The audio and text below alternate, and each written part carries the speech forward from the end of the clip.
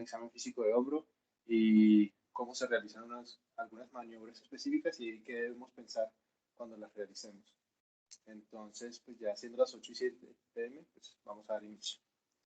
Entonces, Carlos me va a estar ayudando con las diapositivas. Entonces, gracias, Carlos, de antemano por ayudarme. Y a Santiago, que tenemos aquí nuestro paciente, nuestro vicepresidente. Entonces, gracias también, Santiago, por ayudarme el día de hoy.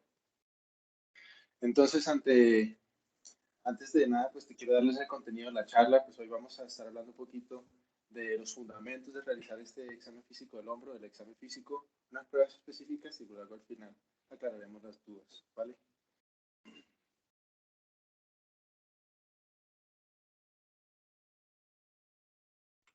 Listo. Entonces recordemos que en medicina, como todos lo sabemos, ya para un diagnóstico preciso es necesario tener una anamnesis detallada, una interrogación pues adecuada, identificando factores de riesgo, eh, todo lo que pues podría ser, no sé, un factor ocupacional, la edad, pues ustedes saben muy bien, evaluar un paciente del examen físico que va a ser dirigido, completo, bien específico, y luego vamos a solicitar e interpretar. Ya con esas primeras dos cosas vamos a poder llegar a una sospecha diagnóstica y posteriormente vamos a solicitar e interpretar, pues, obviamente, unos exámenes paraclínicos que nos van a confirmar ese diagnóstico al que llegamos en el consultorio, o bueno, en el escenario de urgencias en el que estemos. Pero principalmente en la patología de hombro y en la valoración de hombro vamos a enfrentarnos a unas dificultades. Primero, pues que como ustedes, algunos de ustedes ya bien saben, es una lista extensa de signos semiológicos. Y además, estos signos semiológicos, muchos son poco específicos porque podrían ser más de unas estructuras afectadas con el mismo signo. Y es por eso que debemos conocer estos bien y hacer un conjunto de signos específicos cuando tengamos una sospecha para llegar al mejor diagnóstico. Pero ahorita ya esto se presenta como la primera dificultad. La segunda es que el hombro tiene el mayor rango de arcos de movimiento del cuerpo. Entonces, como tal, es una estructura muy importante. Es más, es una de las estructuras más importantes del cuerpo porque nos va a dirigir la mano, que es básicamente la región anatómica más importante o más funcional del ser humano. Entonces, eso, tanto de la importancia del hombro y también las dificultades, pues es sus amplios arcos. También que una dificultad es que el hombro es un sitio de dolor referido, de la irradiación del dolor. Puede ser por patología cardíaca, pancreática, biliar, pulmonar, entre otros. Y que también que el hombro en el promedio de las personas, digamos que sufre cambios sutiles. No es muy evidente, por ejemplo, el edema, como veríamos en rodilla, como lo vemos en hombro, donde no se van a diferenciar tanto los cambios, ya sea por atrofia, por edema, por inflamación, como se podrían ver en otras regiones anatómicas. Siguiente, por favor. Siguiente. Listo. Entonces, para comenzar, tenemos que recordar que el hombro está formado por 4 articulaciones. Si ustedes pues, vieron el video que está en el canal de YouTube de anatomía, o bueno, también en IGTV, recordarán que esos 4 son la esternoclavicular, la acromioclavicular, la glenohumeral y la escapulotorácica. Que la escapulotorácica se diferencia de las demás a que no es una articulación que tiene pues cartílago articular, sino es una articulación que se conoce como una cisarcosis, que es básicamente esa relación de la musculatura con pues, la porción anterior de la escápula con la caja torácica. Siguiente, por favor.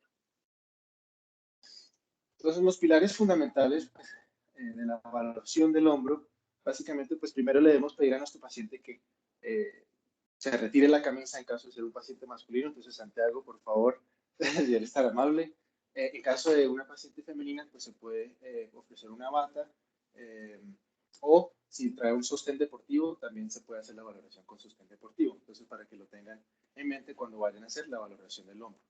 La valoración del hombro siempre se hace también comparativamente. Entonces, yo tengo que valorar tanto el hombro derecho como el hombro izquierdo y siempre voy a estar valorando tanto de anterior como de posterior, ¿sí? Y se debe valorar. Bueno, ahorita vamos a entrar en más detalles. Primero, empecemos con los pilares fundamentales. Los siguientes, ¿cuáles son? Debemos siempre comenzar con lo menos invasivo posible y luego nos vamos a dirigir a unas maniobras, o sea, avanzar poco a poco hasta llegar a las maniobras que provoquen dolor en el paciente. ¿En qué se basa el examen físico así por encima?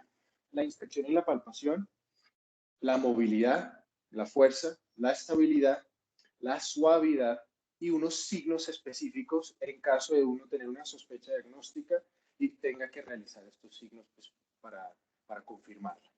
Siguiente. Entonces, ya entrando en detalle el examen físico. Vamos a iniciar con una inspección que va a ser nuevamente comparativa. ¿Qué vamos a mirar aquí? Pues aquí vamos a mirar, para comenzar, podemos ver cambios en la coloración de la piel, cambios en la piel, cicatrices, por ejemplo, de una cirugía previa o de un trauma, ¿cierto? Vamos a ver atrofia, en caso de que haya atrofia, ¿cierto? Vamos a ver si hay alguna deformidad, como lo podríamos ver en una fractura de clavícula o una luxación acromioclavicular o en las luxaciones glenohumerales. O sea, a veces las deformidades son evidentes y es importante siempre hacer las valoraciones comparativas. Además de esto, tenemos que también valorar dónde están las estructuras. Por ejemplo, tenemos que valorar la escápula. En la parte posterior hay una patología que se conoce como escápula alada, ¿sí? Que cuando vemos que cuando los pacientes hacen flexión del hombro, podemos ver que la escápula se separaría de la caja torácica en esos momentos y se conoce como una escápula alada y se presenta usualmente en lesiones del nervio torácico largo o pues alguna patología del serrato anterior. Pero eso son cosas que podemos ver a veces, eso no es muy evidente todo el tiempo, pero a veces podríamos verlo solo en la inspección del hombro. Cuando hacemos la palpación, podemos identificar zonas de algesia, de dolor en el paciente, donde vamos a ir yendo, podemos ir de anterior hacia posterior o podemos hacer de posterior hacia anterior. Ya que estoy en esta posición, pues podríamos comenzar entonces con la esternoclavicular, vamos palpando por encima de la clavícula, mirando si hay zonas de dolor, palpamos la acromion, el coracoides, buscamos la apófisis coracoides, nos dirigimos, ustedes llegan al acromio clavicular y aproximadamente a unos dos dedos vamos a encontrar aquí, si el paciente está en una posición anatómica, podemos encontrar la corredera bicipital, que se siente como la soguita y que ese es el tendón del bíceps. Debemos palpar ahí porque también puede ser una zona de dolor en caso de patología del tendón del bíceps. La articulación glenohumeral, nos pasamos hacia posterior, debemos palpar tanto anteriormente la línea de glenohumeral, tanto posterior también, la espina de la escápula, ¿cierto?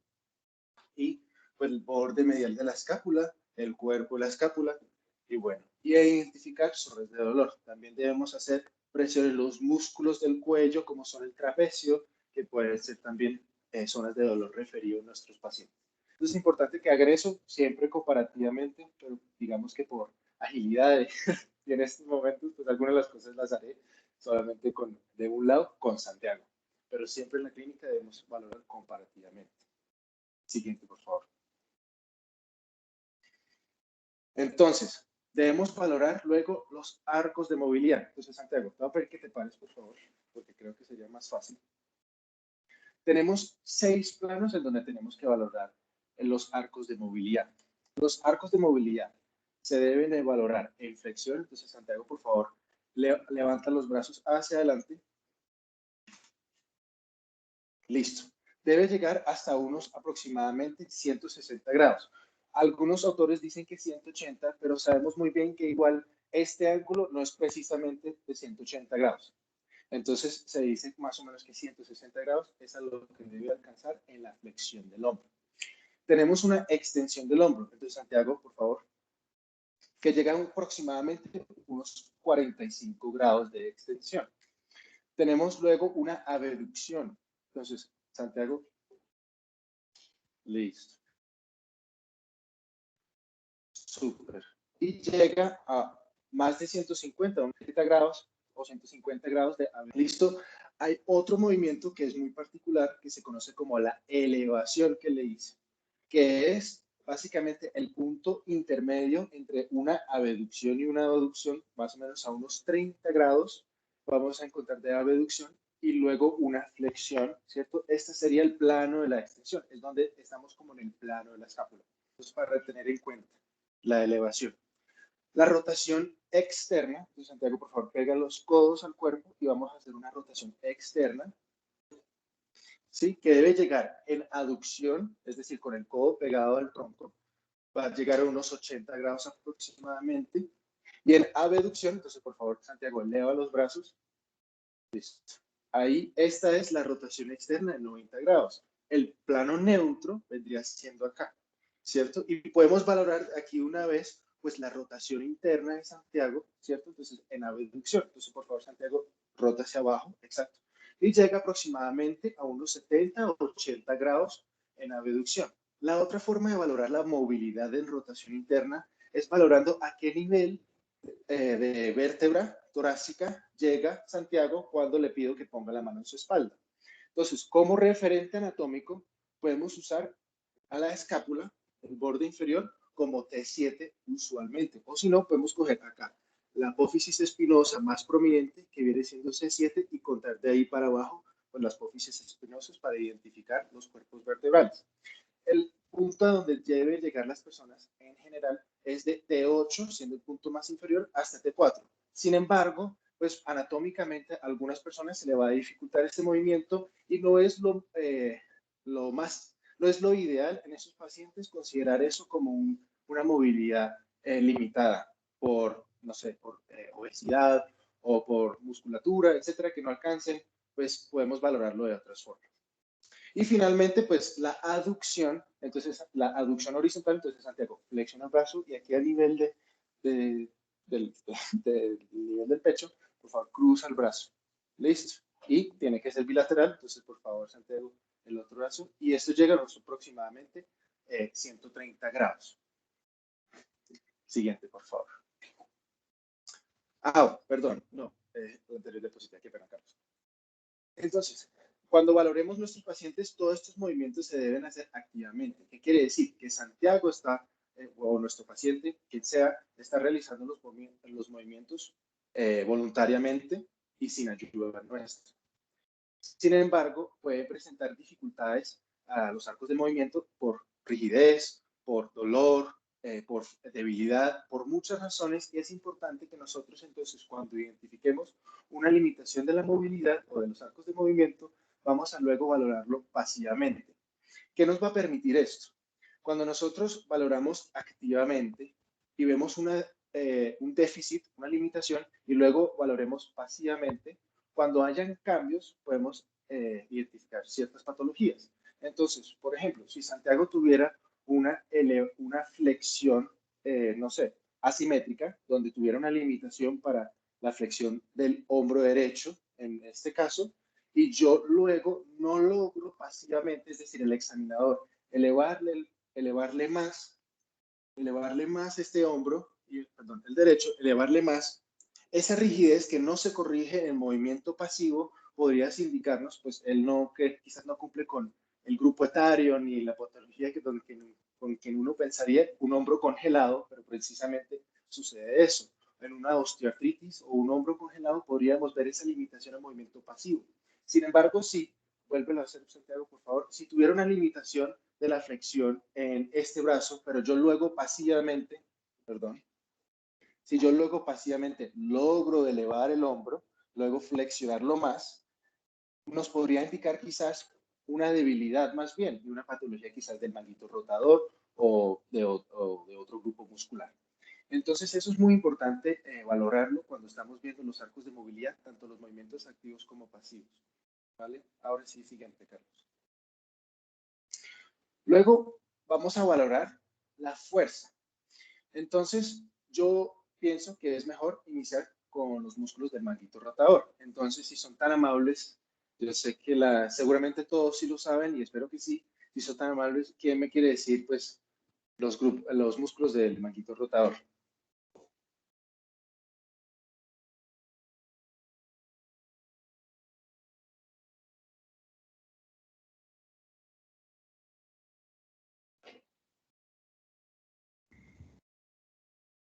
Listo, ahí no. Creo que Alejandra. y dijo, sí, Alejandro, dale.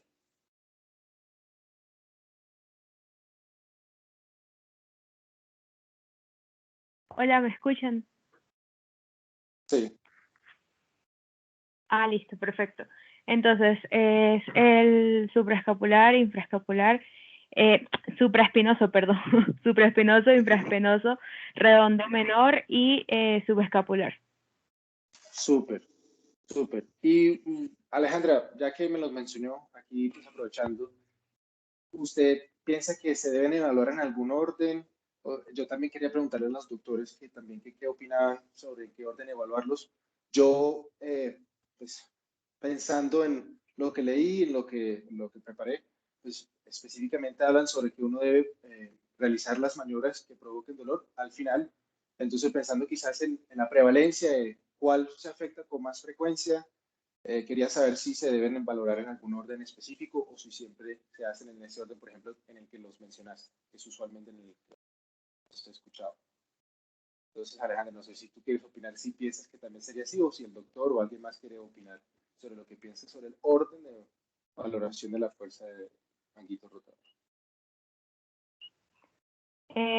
Pues Brandon, o sea, no, yo no he rotado por específicamente hombro, o sea, lo que he visto como en ortopedia en general es que, bueno, las patologías como más comunes son del supraespinoso, no sé, ahí me corregirá el doctor Pérez.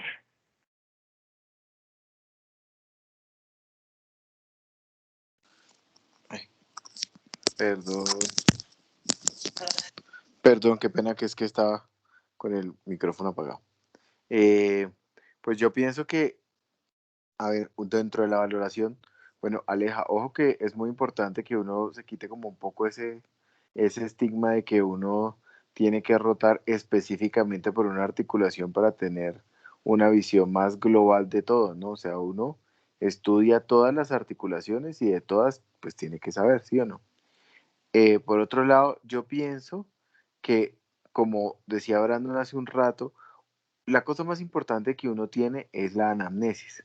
Entonces, de acuerdo a precisamente esa anamnesis que yo estoy interpretando de ese paciente, voy a orientar mi evaluación. Porque si yo empiezo pensando en de una vez a evaluar como lo que posiblemente pueda estar alterado, pues seguramente al paciente le voy a generar un dolor y pues no voy a hacer nada, ¿cierto? Porque ya después no voy a poder evaluar todas las cosas que debería haber evaluado. Entonces, yo pienso que uno tiene que, un buen esquema es ir o de arriba hacia abajo o de abajo hacia arriba, ¿sí? O de adentro hacia afuera o de afuera hacia adentro, como uno lo quiera orientar. Por ejemplo, si uno se da cuenta de lo que tiene ahí Brandon, él está empezando en ese orden que tiene, por ejemplo, hacia un lado, desde el trapecio hasta llegar al tríceps, ¿sí? Entonces, uno podría tener un orden o descendente o ascendente, teniendo presente no generar de una vez como el impacto doloroso. No sé, Brandon, qué piensa de su revisión. Sí, no, yo pienso igual. También había leído que pues lo que uno aprende es siempre hacer las maniobras que provocan dolor al final, y de acuerdo con lo que dice el doctor, orientarse, y si uno ya más o menos sabe qué podría tener el paciente, pues empezar con las otras cosas primero y luego sí finalizar en esas maniobras que provocarían dolor. Pensando en eso mismo, lo que dijo también Alejandra, es cierto que el supraespinoso puede ser quizás uno de los músculos mayormente afectados y por ende hoy pensaba empezar quizás en el otro orden, empezar de subescapular, luego redondo menor, infraespinoso y supraespinoso, pues pensando en que quizás el paciente pueda tener no solo una lesión del supraespinoso, una del supraespinoso. Entonces, vamos a valorarlos. ¿Cómo vamos a valorar la fuerza de cada uno de estos? Sabemos que el subescapular es conocido como el rotador interno, ¿cierto? Entonces, vamos a pedirle a Santiago, tenemos diferentes maniobras como tal del subescapular, pero hay formas fáciles de valorar la rotación interna como tal. ¿Cómo lo podemos valorar? Pues pidiéndole a Santiago, entonces, por favor, flexiona el codo, flexiona los codos, y de ahí vamos a hacer una rotación interna. Perfecto. Entonces, lo que Santiago acaba de hacer es que de una vez, entonces despegó los codos del cuerpo. Entonces, presiona contra tu abdomen, por favor, Santiago. Entonces acá estamos valorando algo que se conoce como el belly test, o la presión de la barriga, diría yo, en la prueba de la presión de la barriga. Entonces, en este caso, la rotación, él tiene una rotación interna sin patología, porque el codo logra despegarse del tronco. En dado caso que la rotación interna estuviese afectada, Santiago haría el belly press así, con los codos pegados. ¿Sí? No podría rotar hacia afuera, exacto, no podría rotar hacia afuera. Entonces, una forma también de valorarla es con el belly test, belly press test, como sea. Otra forma entonces de valorarla es mantener los codos pegados al tronco y yo le digo a Santiago que no me deja abrir sus manos, ¿cierto? Entonces no los abras. El problema aquí, ¿qué es? Que Santiago, si ustedes ven, está despegando. Entonces, Santiago, si quieres, voltearte hacia allá. Listo. Entonces, pega los codos al cuerpo. Entonces, no dejes que yo te abra las manos. Entonces, si yo le hago así a Santiago, eventualmente él va a despegar un codo de este lado, o lo que va a terminar usando son sus pectorales para mantener aducido los brazos. Entonces, otra forma como de valorar el subescapular, ¿cómo es? Podemos entonces pedirle a Santiago que por favor mantenga el brazo en una posición despegada de la espalda, ¿cierto? La muñeca, perdón, y la mano despegada de la espalda. Este se conoce como la prueba de lift-off. Entonces, yo le pido a Santiago que la mantenga despegada y yo le presiono un poquito del aceto, despégala, Santiago. Muy bien. Y él mantiene el espacio. Cuando vemos patología del subescapular, podemos ver que hay unos pacientes que tienen algo que es como un retraso en la rotación interna. ¿Qué quiere decir? Que yo le pido a Santiago que haga esto, es más, que yo lo pongo en la posición separada de la espalda y cuando yo lo suelto, él poco a poco se va en rotación externa y va tocando su espalda. Entonces, esa es una forma, el lift-off. Y la última, que yo pienso que es una muy buena, y pues cuando hay patología de subescapular, pues se ha documentado bastante, es la que se llama bear hug. Pero entonces el bear hug test lo que hace referencia es como un ¿cómo es? Abrazo de oso, ¿no? Abrazo de oso. Bueno, entonces la prueba aquí, ¿cómo es? Le pido a Santiago entonces que ponga su mano en el hombro contralateral. Lo que dice, lo que uno le puede decir es, Santiago, piensa como si ahí te guardé 50,000 pesos y no dejes que yo te los agarre. Y entonces yo le voy levantando la mano a Santiago y acá yo estoy valorando la rotación interna. Y entonces él no me deja agarrar los 50. Y le pido, entonces nuevamente, pues contralateral, no me dejes que agarre los 50,000 pesos. Perfecto. Entonces acá vemos que la rotación interna no está afectada. Ya mirando entonces el redondo menor y el infraespinoso usualmente se valoran juntos, porque como tal, los dos tienen una función muy similar y es más, el uno está justamente por encima del otro. Entonces, cuando evaluamos estos, vamos a valorar la rotación externa. Entonces, ¿cómo lo vamos a hacer? Nuevamente flexiona los codos, Santiago, y por favor, ahora no dejes que yo te cierre las manos. Y ahí podemos ver cómo no está afectada la rotación externa. La otra forma de valorarlo y donde se documenta, digamos que un mayor uso del redondo menor es cuando lo ponemos en una abducción y una flexión del codo y yo le digo a Santiago que no deje que yo le baje la mano y entonces él hace una rotación externa aquí.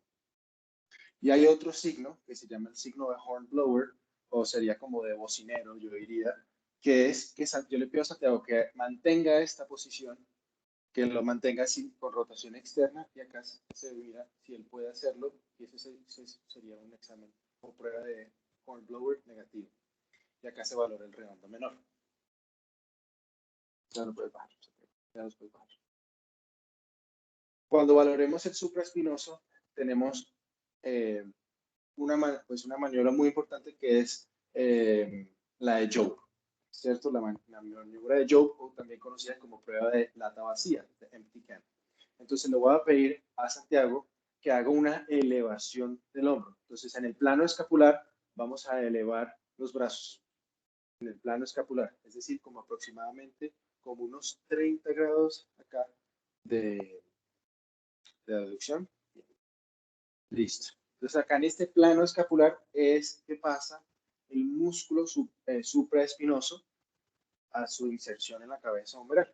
Entonces acá, ¿qué vamos a ver? Le vemos luego pronar,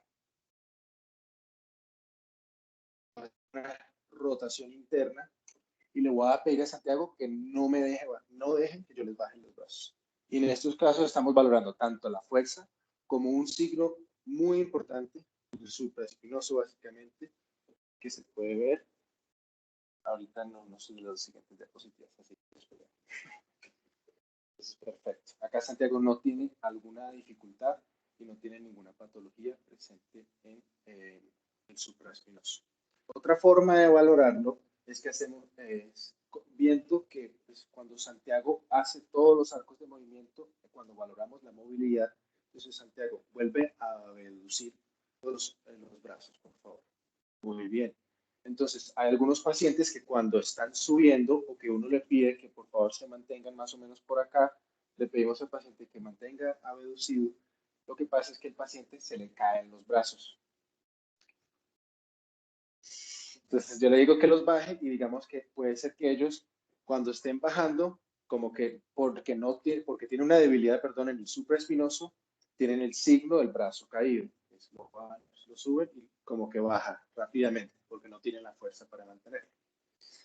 Hay mucha la literatura dice que el supraespinoso solo hace la elevación del hombro los primeros 15 o 20 grados, pero hay muchos músculos en la región anatómica pues, del hombro que asisten en la mayoría de los movimientos y es por eso que ninguno de los signos es tan específico por una patología exacta y por eso que debemos como que armar nuestro como arsenal de signos para cuando que tengamos una sospecha podamos usar varios para confirmar nuestro diagnóstico. Entonces ahí terminamos con los músculos del manguito rotador. Debemos también evaluar los demás músculos, ¿cierto? Como los trapecios. Entonces yo le digo a Santiago que suba los hombros, que encoja los hombros, por favor, y yo le digo que no me deje bajarlos, ¿cierto? El romboide, entonces yo le puedo decir a Santiago que haga un movimiento como de remo, más o menos, ¿cierto? Que haga un movimiento de remo y que no deje que yo le empuje hacia adelante. Entonces ahí estamos evaluando los romboides. Podemos hacer este rato anterior, pues lo que les había comentado de la escápula alada, que cuando se hace una flexión del hombro que mantiene pegada la escápula a la caja torácica, el dorsal ancho, pues que se puede evaluar básicamente haciendo cualquier tipo de movimiento que es de barra, más o menos, los deltoides que se valoran en todos los arcos de movilidad que tengan que ver con flexión y abducción, el pectoral mayor que sabemos que asiste tanto en la rotación interna como la aducción, el bíceps que asiste en la supinación y la flexión del codo y también la flexión del brazo y el tríceps que ya sabemos que es principalmente extensión del codo y extensión del brazo. Siguiente, por favor. Entonces, siguiendo con lo que habíamos visto de que tenemos inspección y palpación, que tenemos movilidad, que tenemos fuerza, ahora viene la estabilidad. La estabilidad es importante siempre en la anamnesis, saber si hay algún antecedente, alguna luxación, una subluxación, un trauma o que hayan documentado, no sé, una enfermedad de tejido conectivo, porque vamos a ver ahora básicamente cómo está la cápsula articular. ¿Cierto? Y vamos a ver si hay algunos movimientos o una hiperlaxitud de la articulación, específicamente glenohumeral. ¿Cierto? Entonces tenemos principalmente, o los más importantes, los signos de inestabilidad anterior, tres que son aprensión, recolocación y sorpresa, pero hay otros más, como la prueba de estrés anterior, vamos a ver que hay cajón anterior también, como lo pueden ver en la parte de abajo de la diapositiva, y hay también cajón posterior, prueba de estrés posterior, la prueba del tirón o del jerk, y otras que es como una multidireccional, que es más bien como una inestabilidad inferior, que es el signo del surco. Entonces vamos a ver cada una de ellas. Alguna de estas maniobras es mejor hacerlas en supino, es decir, pues acostado, pero pues no, como por miedo a que pase algo aquí en este instante, no queremos acá iatrogenia ni algún accidente laboral, vamos a hacerlas de pie. Pero entonces, ¿cómo se hace cada una de estas pruebas? Entonces, empecemos con el test de aprehensión. Lo que vamos a hacer es que vamos a encontrarnos en una abducción, ¿cierto? Vamos a encontrarnos en una rotación externa, ¿cierto? Y vamos aquí a sentir, cuando nosotros nos apoyamos aquí, vamos a sentir la articulación desde la parte posterior, y vamos a sentir si Santiago, cuando yo continúo con la rotación externa pasiva de Santiago, si él cambia la expresión facial o tiene algún tipo de miedo, susto, o empieza a sudorar mucho. Esa es la verdadera aprensión, no es dolor, es una sensación como de susto porque siente que la cabeza humeral se va a luxar, ¿cierto? Entonces, ese es el test de aprensión. Es positivo si presenta alguno de esos síntomas.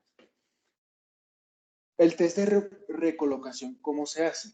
Es básicamente, si el paciente siente aprensión, cuando nosotros hacemos esa rotación externa forzada, nosotros vamos a palpar la cabeza humeral y vamos a básicamente presionarla en dirección hacia posterior para estabilizarla en sentido anterior. La prueba es positiva cuando el paciente siente alivio, siente estabilidad cuando se hace la maniobra. Y la de sorpresa que pues se debe realizar pues en escenarios seguros, tienen que tener mucha precaución. Lo que se hace después de esa recolocación, donde ustedes están sosteniendo la cabeza humeral, hacen una liberación espontánea, es la sorpresa, ¿no? Es como una liberación y el paciente vuelve nuevamente a sentir ese susto, como, ay, se me va a salir. Entonces, es la prueba de sorpresa. Cuando el test de aprensión como tal, pues es un buen signo semiológico, tiene un buen rendimiento, un LR como de 17 puntos, de 17, un LR positivo de 17 para una inestabilidad anterior, cuando verdaderamente los pacientes sienten aprensión durante la prueba. El test de recolocación, o que creo que también se conoce como signo de Fowler, no tiene tan buen rendimiento, sin embargo, también tiene un LR como casi de 10, un LR positivo casi de 10 para inestabilidad anterior. Perdón, no de 10, de 5. Perdón, qué pena con eso. Por eso es que no es tan bueno. Si fuera 10, pues sería mejor. Es de 5. Y el test de sorpresa, recuerden que tienen ese riesgo de que el paciente verdaderamente se luxe. Usted, si tiene una inestabilidad anterior o tuvo una luxación hace, no sé, un mes, y ustedes le van a hacer una prueba de esas en el control, pues recuerden que seguramente sí se va a luxar, entonces corren ese riesgo y no se debe realizar. Específicamente para inestabilidad posterior, tenemos el estrés posterior, ¿cierto? Pero quiero empezar primero con el test de tirón, particularmente porque creo que en Santiago, ahorita hicimos una práctica, puede que tenga una inestabilidad posterior. Entonces, ¿cómo se hace el test de tirón? Primero, o también se conoce como prueba de jerk, creo. No creo que sea un nombre, o puede ser que sí lo sea y me estoy equivocando aquí gravemente, pero la prueba de, creo que alguien levantó la mano, o no sé. Sí, creo que Juan Pedro tiene la mano arriba. Hola, Brandon. Es que en cirugía de hombro tuvimos la misma duda cuando hablábamos de ese test, porque pues jerk, la traducción literal al inglés, pues no tiene sentido, pues porque no es nombre propio, sino como idiota, pues como... Ah, no, pero el ahí, sustantivo de jerk, pero jerk es significa también, como, sí, entonces, pues sí, entonces miramos y jerk también significa como tirón o jalonazo, o como tú lo estás traduciendo, o sacudida. Entonces es por eso no viene un nombre propio. Ah, bueno, listo, entonces vamos bien. Sí, entonces efectivamente la prueba del tirón.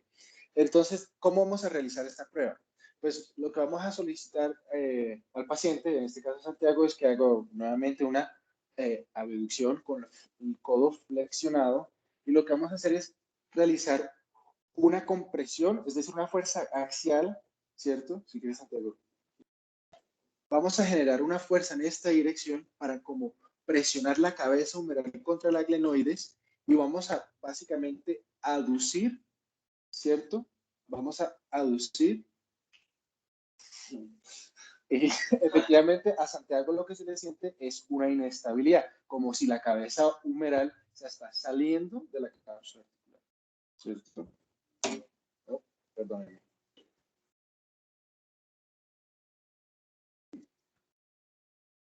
Listo. Entonces, ¿cuál es la prueba de estrés posterior?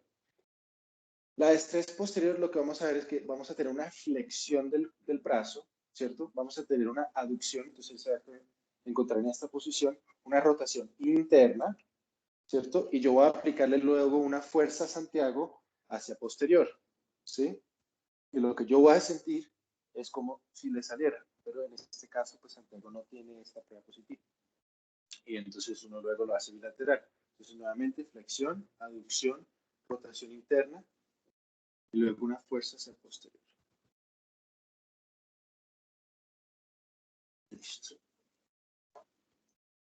Y tenemos otros signos que serían el cajón, que en el caso del cajón es casi que, yo diría que igual al de la rodilla, pero vamos a llegar entonces acá a la articulación, vamos a llegar como a la línea anterior y posterior y vamos a hacer cajón anterior y posterior. Y lo que vamos a sentir es que sí hay un poco de movimiento en el plano AP. Y el signo del surco para la inestabilidad inferior, lo que vamos a hacer es hacer una tracción y lo que vamos a poder evidenciar, tiene que ser a la inspección, es si en caso de yo hacer tracción, vea un surco aquí, que en este caso pues no se ve porque pues, Santiago no tiene patología, y se hace bilateral y vamos a buscar si se encuentra un surco y no se encuentra. El siguiente, por favor. Listo. Ahora hablando de la suavidad, ¿qué debemos hacer? Entonces, en la suavidad, cuando vamos a valorarla, debemos es como que palpar las interfaces y cuáles son básicamente, pues vamos a palpar lo que viene siendo la articulación glenohumeral, la región subacromial, la articulación acromioclavicular y vamos a sentir la escápula y esta articulación escapulotorácica, y vamos a sentir la esternoclavicular, mientras Santiago hace movimientos. ¿Y aquí qué vamos a reconocer? Pues cuando hagamos esto vamos a identificar si hay traquídeos o yucas o resaltes articulares que le dicen, ¿cierto? Y tenemos que acá identificar y diferenciar los que son patológicos de los que son benignos. Lo que caracteriza a los patológicos es que sean sintomáticos, que tengan limitación a la movilidad, que tengan dolor, que sean principalmente unilaterales o que sea, digamos que más intenso de un lado que del otro, y que además de esto, pues tengan, o ellos reportan como una restricción del movimiento que se conoce como un pseudobloqueo, como que en ese momento el traquídeo no puede seguir moviéndose la articulación. Entonces, yo les pregunto a ustedes, ¿cuáles son las principales patologías que causan rigidez en los pacientes? Creo que los dije al inicio, pero pues el que quiera mencionar nuevamente o si saben otras patologías que causan rigidez, pues bienvenidos.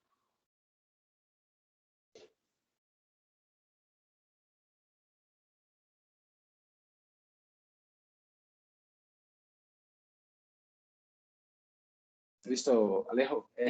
Vale. Saludos, Alejo. ¿Qué más? Hola, buenas noches, ¿ya me escuchan? Sí. ¿Cómo están a todos? Buenas noches, mi nombre es Alejandro Ruiz, yo soy fisioterapeuta, también egresado de la universidad.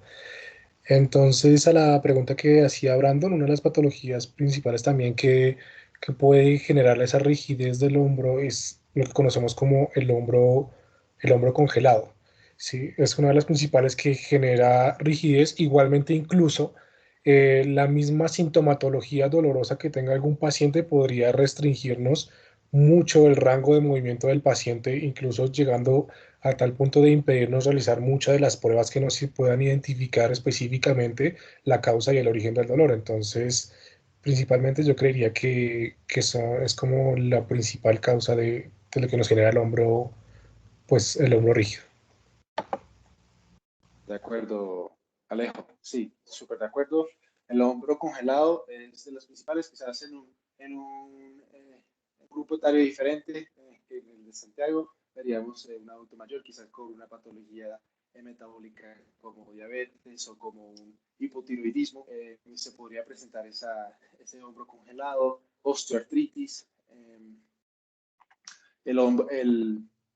la rigidez postraumática, la rigidez postquirúrgica, son estas todas causas de que en eso podemos ver esa suavidad afectada, que cuando hagan los arcos de movilidad, pues lo reconozcamos.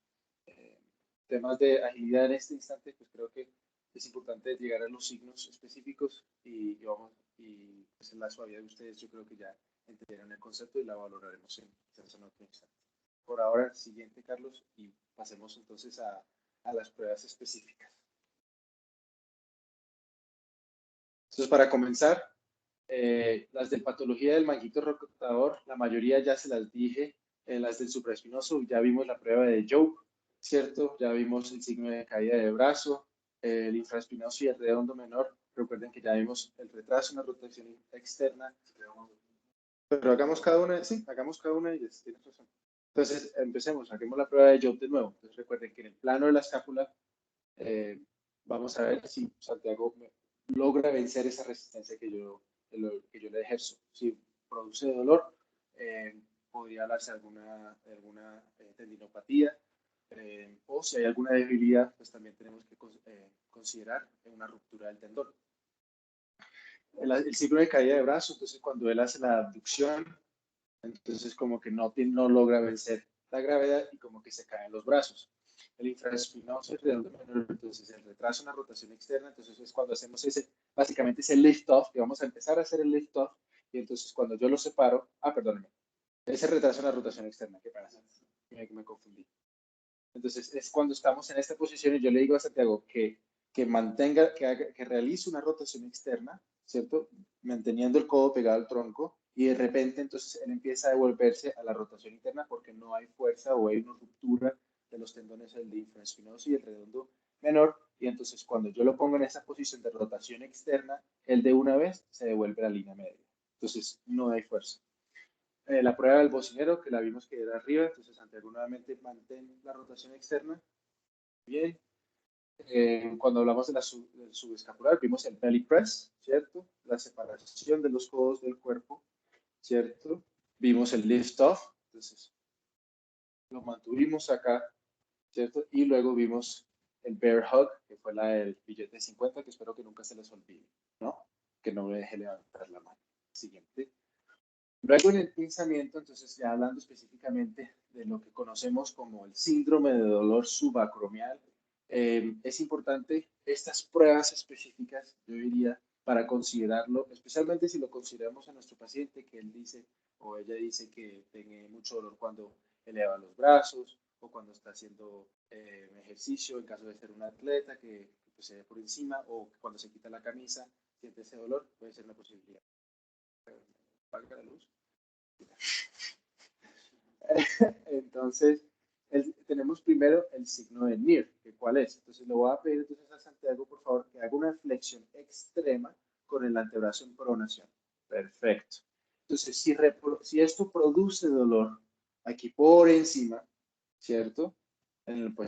Diríamos que en la región subacromial o en la región como alrededor de la articulación acromio, clavicular, tanto anterior como posterior, pues nos hablaría de un signo positivo. Pero ¿cuál es la prueba de NIR? No sé, alguien en la audiencia me quiere comentar cuál es la diferencia de un signo versus la prueba de NIR.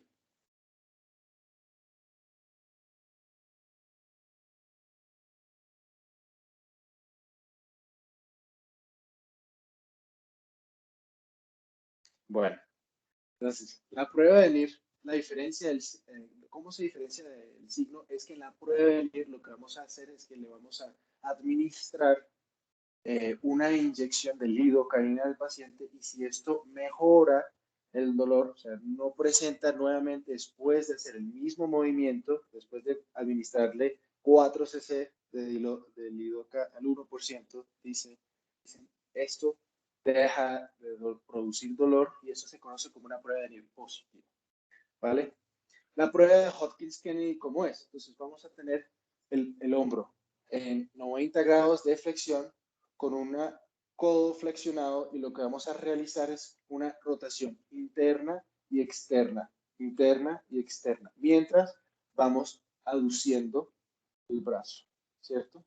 Entonces, esta es la prueba de Hawkins o prueba de Hawkins-Kennedy. Es positiva cuando se encuentra con dolor el paciente.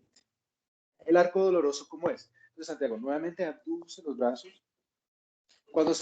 Si Santiago presentara dolor entre los 60 y los 120 grados, durante ese arco de movimiento se conoce como arco doloroso o signo del arco doloroso positivo. Me salté la prueba me salté la prueba del infraespinoso. La prueba del infraespinoso, entonces, Santiago, haz una rotación externa en la aducción. Listo. La prueba del infraespinoso es cuando él ya está en una rotación externa. Yo le pido al paciente que no me deja meter las manos hacia adentro. Entonces, muy bien. Esa prueba del infraespinoso, digamos que se puede usar tanto para el pinzamiento como para patología del manguito rotador.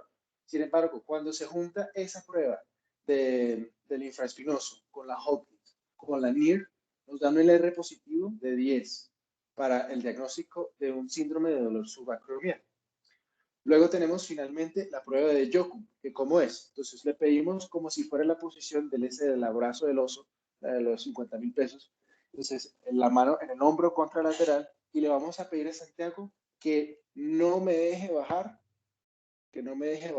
el codo. Entonces, Santiago no me lo deje bajar. En ese momento, si produce dolor, esa prueba es positiva. Siguiente, por favor. Luego, entonces, acá tenemos unos signos muy importantes para conocer del labrum, para patología del labrum, ya sean lesiones SLAP, que le dicen que son lesiones anteroposteriores del labro superior. Y las pruebas más importantes son la prueba de O'Brien, que se conoce como una compresión activa, ¿sí? Se conoce como también la prueba de compresión activa, que cómo es. Entonces, yo le voy a pedir entonces a Santiago que eleve los hombros. Perdón. Los elevación, no flexión completa, listo. Pues hagamos uno a la vez mejor. Perdón. Era una flexión, sí tenías razón. Era una flexión, pero hasta 90 grados. Entonces, acá en esta posición que está Santiago, le voy a hacer una rotación interna, ¿cierto? Una aducción, ¿sí? Y luego le voy a pedir a Santiago que no me permita bajar la mano. Entonces, Santiago, por favor, listo. Si esto genera dolor, ¿sí?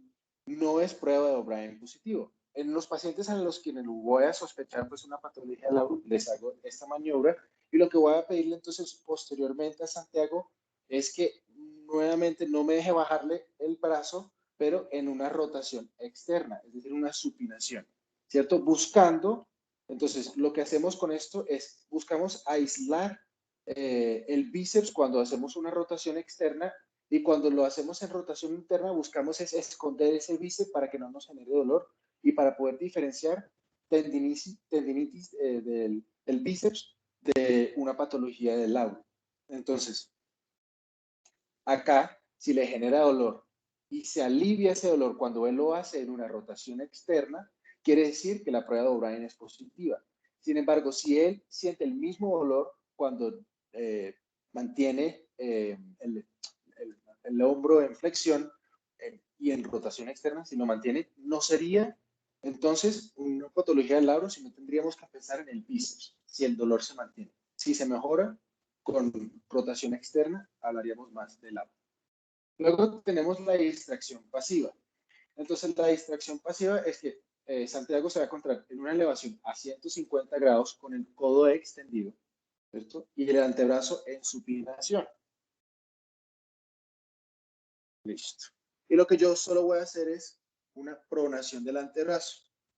Y eso le genera dolor al paciente. Esa distracción pasiva, esa es otra prueba del lado. La otra, que es la prueba de manubrio, o pues yo diría como de manubriar, porque el crank es como, no sé, como de palanca, más o menos, como de darle una... Yo no sé tampoco cómo se traduce eso, pero bueno, le puse manubrio. Se debe hacer en supino, ¿cierto? Vamos a encontrar entonces al paciente en una flexión del codo con una elevación de 160 grados y lo que vamos a hacer es, vamos a crank, ¿sí? Como en una rotación interna y externa. Por eso es creo que diría el nombre de la prueba y esta entonces cuando se encuentre positiva nos hablaría de una patología del labio. Cuando vemos entonces la patología del bíceps, tenemos una prueba de speed, que la prueba de speed se hace, entonces una elevación en supino, una flexión en supino, ¿cierto? Y el codo extendido. los codos extendidos, o hasta unos 15 grados dicen que se podría de deflexión. Y entonces usted me va a flexionar los brazos en contra de la resistencia, ¿sí? No los brazos, no los codos. Bien. Y esta es la prueba de Spring. El signo de Jergensen es entonces los codos en flexión. Exacto, perfecto. Y entonces vamos a dejar los antebrazos en pronación y yo le voy a pedir a Santiago que haga supinación y yo le voy a hacer la contrarresistencia. Entonces intente hacer supinación de los antebrazos, abrir las manos. Esta prueba es positiva cuando genere dolor.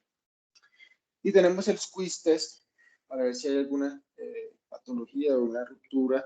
Es cuando valoramos la supinación, cuando uno hace, digamos, como que ese apretón del bíceps, ¿cierto? Cuando lo apretamos, entonces va a abrir la mano. Va a ser una supinación pasiva por solamente manoviar. Siguiente, por favor. Y ya con eso concluimos, digamos que algunas de las patologías comunes o algunas de las pruebas específicas creo que más importantes a conocer en la semiología de hombro. No sé si tienen alguna pregunta o alguna duda, algo que quieran repetir.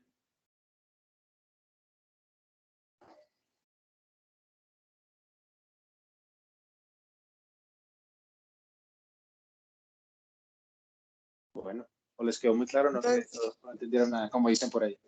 No, mentira. Brad, yo sí tengo una pregunta. Buenas noches. Dime, Juliana, sí. Sí.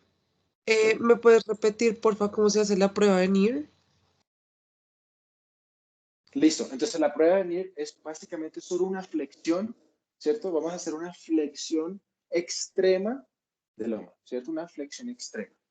Esto nos va a cortar ese espacio en el subacromial, lo va a disminuir y aumentaría el dolor en caso de pacientes que cursen con un pinzamiento o un síndrome de dolor subacromial.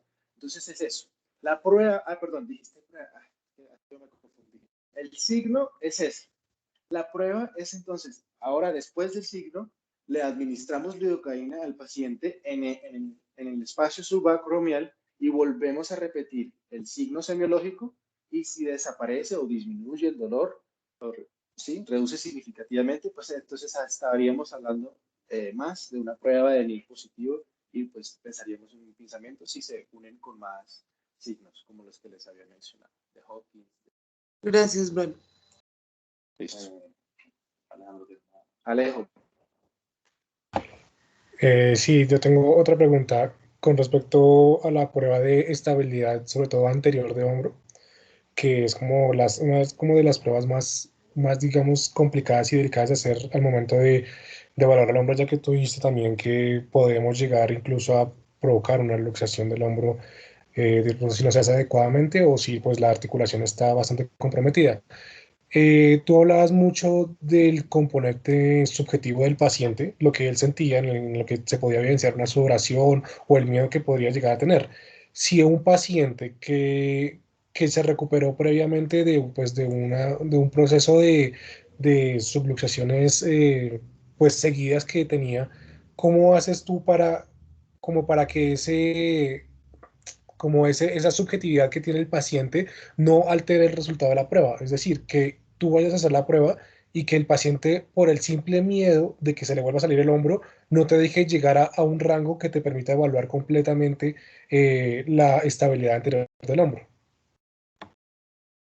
Alejo, está muy buena la pregunta. Pero la verdad no tengo la respuesta porque no sé en la práctica, o sea, cuál sería lo que uno haría. De verdad es muy buena pregunta y también me la hago yo mismo, o sea, tengo que investigar porque tienes razón con eso. O sea, es algo muy subjetivo y cómo se objetiviza algo en alguien que pues tiene el miedo de por sí, porque ya lo ha sufrido. Tienes razón, o sea, la verdad no sé cuál es la respuesta. Qué pena contigo. Yo creo que el doctor Pérez Quijano. Ah, sí. Vale, Pues yo pienso que ahí también es muy importante como, o sea, es que no es tan sencillo, pero también uno tiene que explicarle muy bien al paciente, pues como lo que se va a lograr, lo que se está buscando, e igual recuerden que es, o sea, como todas las pruebas, pues hay que ir haciéndolas y pues la práctica les va a ir mostrando como el momento ideal de parar o de como de controlar el movimiento, ¿no? Porque evidentemente tampoco la idea es lograr el resultado final de la prueba, ¿no? O sea, no es llevarlo al Luxar para poder mirar qué tan inestable es, ¿no? No debemos llegar a ese momento, pero uno sí empieza a tener una percepción de cómo se está moviendo ese hombro, sobre todo en una persona pues delgada, que uno pueda realmente hacer una adecuada palpación y demás. Uno puede ir mirando el momento en el cual uno va sintiendo el resalto, no solo la sensación del paciente, sino como todo el movimiento que se está generando dentro de ese paciente. Porque si bien es cierto que todo tiene que lograr ser objetivo, esa objetividad también implica como la sensación de lo que uno está palpando y cómo está haciendo el movimiento. No sé si más o menos queda como un poco más claro ese concepto. Y yo sí quería, qué pena ya que estoy hablando, yo sí quería decir una cosa, y es que me pareció muy chévere tanto la dinámica como la presentación de la charla, y es muy importante, pero es muy, muy, muy importante, pues hoy presentaron muchísimos signos. Uno tiene que empezar a como canalizar algunos de los signos para que uno pueda ir orientando los diagnósticos de forma más práctica, ¿sí? O sea, hay que entender también la dinámica en la cual funcionamos, la forma en la cual funcionamos y en la cual nos enfrentamos el sistema de salud.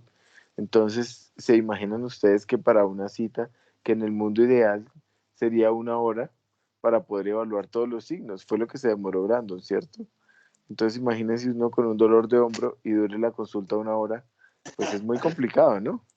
O sea, tenemos que aprender desde la anamnesis, tratar de sacar todo lo que más se pueda del paciente desde el momento que entra, cómo él se está sentando, cómo se está moviendo, cómo está articulando su hombro, qué es lo que está haciendo para uno ir empezando a orientar hacia dónde se va a enfocar precisamente con esos signos y teniendo unos signos claros de los que voy a buscar, porque si no, pues se vuelve una cosa de voy a buscarle y buscarle de todo, y pues no es como el sentido. Uno tiene que aprender a leer al paciente para poder orientar también su examen, ¿no? De resto me pareció súper chévere. Juan Pedro, ¿sí? No alcanzo a ver porque el teléfono Sí, un poco lejos, pero sí, hola. Solo quería como añadir un par de cositas. La charla estuvo buenísima, mucho más bacano verlo en vivo que ver como imágenes de cómo teóricamente se hace la evaluación. Entonces, muy chévere pues la dinámica que se utilizó. En cuanto a la rotación interna, pues cuando evaluaban el subescapular y la rotación interna en general, hay una manera muy buena de, digamos, describir el nivel de rotación interna del paciente, y consiste en indicar hasta qué nivel de la columna alcanza el paciente con sus pulgares. Entonces, está como difícil. Yo más o menos tratar de mirar si el paciente llega hasta L2, hasta T10, hasta T7, y objetivizar un poquito. No sé si ahí me están alcanzando a ver. sí, sí. Acá Objetivizar un Santiago también lo poco está haciendo.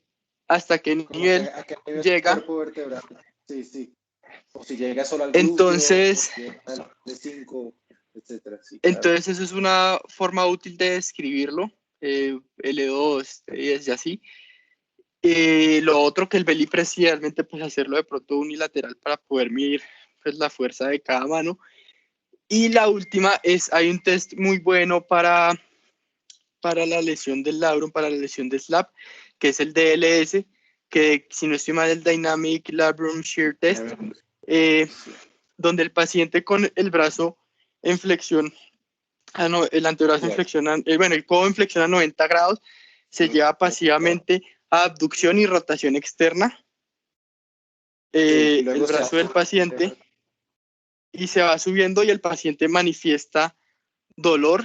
Hay una versión modificada donde se hace con el paciente en la camilla acostado, y la idea es que en todo el borde quede apoyado y que caiga el brazo, y llevarle el brazo de forma pasiva también como cayendo hacia el piso. No sé si lo pueden mostrar eso.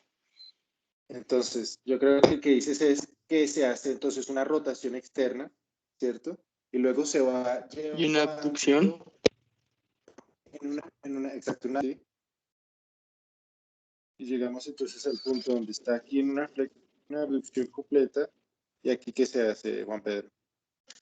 No, ya, el paciente cuando estás haciendo este movimiento va a manifestar dolor y pues esa prueba, qué pena no me sé específicamente sensibilidad, especificidad o LR, pero pues es una prueba muy útil para valorar estas lesiones tipo SLAP para tener en cuenta. O pues la voy a utilizar bastante en la clínica. Gracias, Juan Pedro. Me parece súper útil. Listo, eso era todo.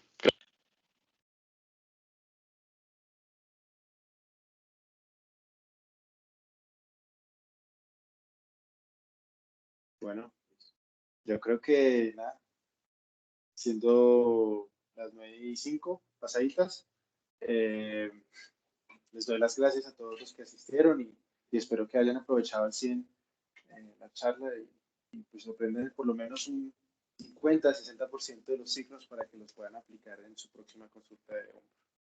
¿Vale? Entonces, feliz noche a todos. Buenas noches. Gracias, Brandon. Gracias. Gracias, Brandon. Chao. Gracias, Brandon. Carla. Gracias. Muchas gracias. Noche.